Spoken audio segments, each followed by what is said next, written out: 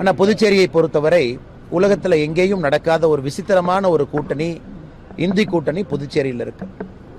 காங்கிரஸ் கட்சி அதிகாரப்பூர்வமாக 16 இடத்துல போட்டியிடணும், ரிமைனிங் 14 இடத்துல வேறு வேறு கூட்டணி கட்சி நண்பர்கள் போட்டியிடணும்.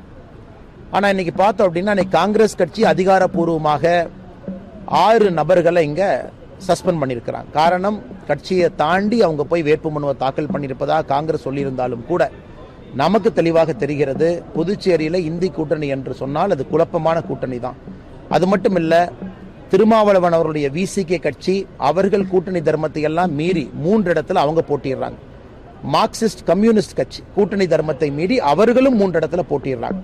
ஸோ சில இடத்துல மக்களுக்கே குழப்பம்.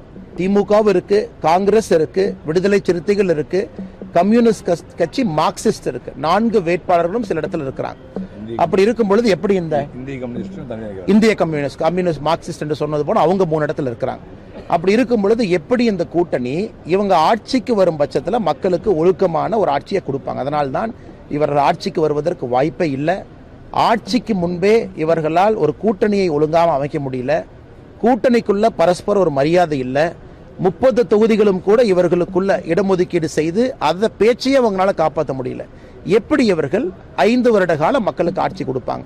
அதனால் கூட்டணி அமைப்பதிலே தோல்வி, வேட்புமனு தாக்கல் செய்வதிலே தோல்வி, எல்லாவற்றிலும் இந்தி கூட்டணி தோல்வியை சந்தித்திருக்கக்கூடிய இந்த கூட்டணி என்பது நமக்கு தேர்தல் நாள் என்று வாக்கு எண்ணிக்கையும் பொழுது மிகப்பெரிய தோல்வியை சந்திப்பாங்க. எந்த மாற்று கருத்து இல்லை. மிச்சதெல்லாம் பேசுவாங்க.